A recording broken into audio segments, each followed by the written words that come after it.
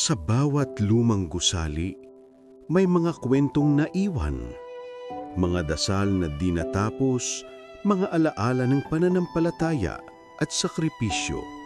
Sa gabing ito, samahan ninyo akong pakinggan ang mahiwagang kwento ng Ang Espiritu sa Lumang Simbahan.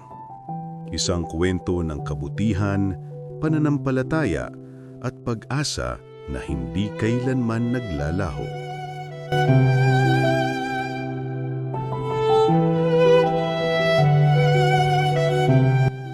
Sa gitna ng isang tahimik na baryo sa probinsya ng Quezon, may nakatirik na isang lumang simbahan.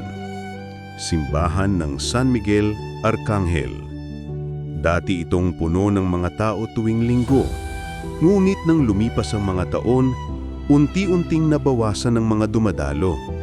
Ang kisame ay may mga bitak na, ang kampana ay kalawangin, at ang mga kandila sa altar ay bihirang sindihan. Ngunit may kakaibang kwento ang lugar na ito. Sabi ng matatanda, tuwing gabi ng Biyernes, may nalirinig na mahina ngunit malinaw na awitin mula sa loob ng simbahan.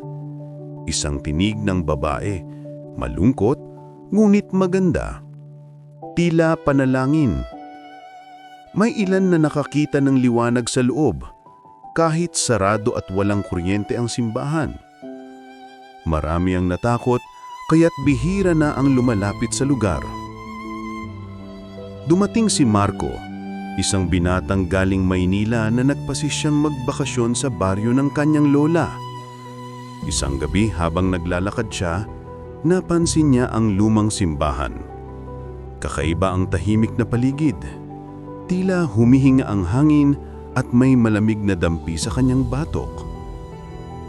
Luma man, parang may alindog pa rin ang simbahan, sabi niya sa sarili. Kinabukasan, inalok siya ng kapitan ng baryo na tulungan ng ilang matatanda sa paglilinis ng simbahan. Matagal na raw walang nag-aalaga roon. Dahil mahilig siya sa kasaysayan, pumayag si Marco. Habang nagwawali siya sa loob, napansin niyang may lumang litrato sa gilid ng altar. Larawan ng isang babaeng madre, nakangiti at may mapumpoy na mata.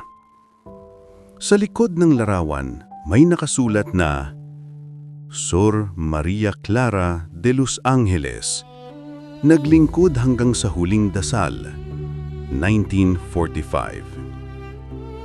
Kaganing hiyon, hindi mapakali si Marco. Naalala niya ang litrato ng madre. Naengganyo siyang bumalik sa simbahan.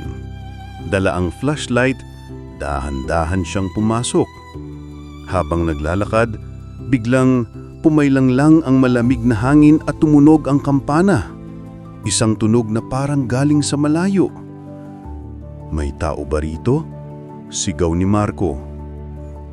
Walang tugon, ngunit narinig niya ang mahina at malungkot na pag-awit. Ama naming, sumasalangit ka. Nang ituturok niya ang light sa altar, nakita niya ang anyo ng isang madre. Nakaluhod, nakapikit, at tila nagdarasal.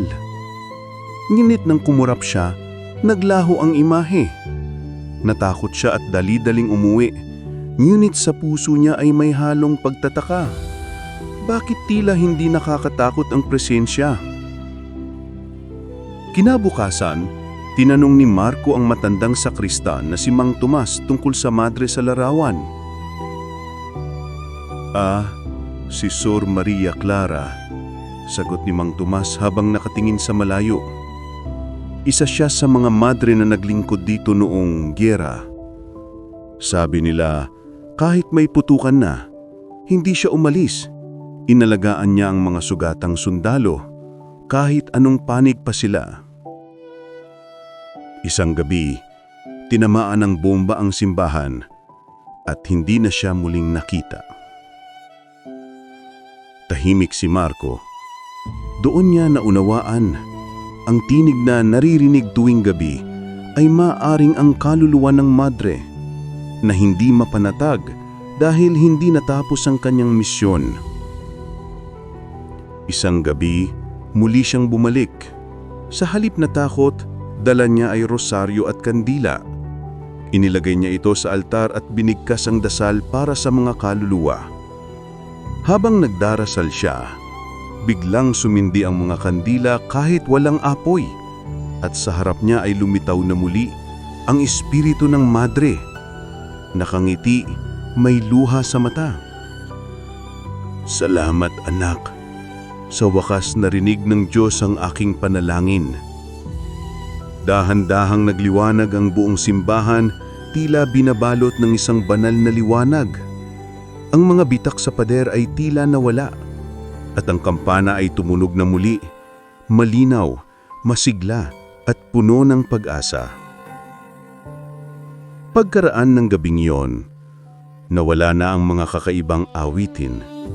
Ngunit simula noon, bumalik na ang mga tao sa simbahan. Si Marco ang nanguna sa pag-aayos ito at ginawa muli itong sentro ng pananampalataya sa baryo. Isang hapon habang nag-aayos si Marco ng mga bulaklak sa altar, napansin niya ang litrato ni Sor Maria Clara.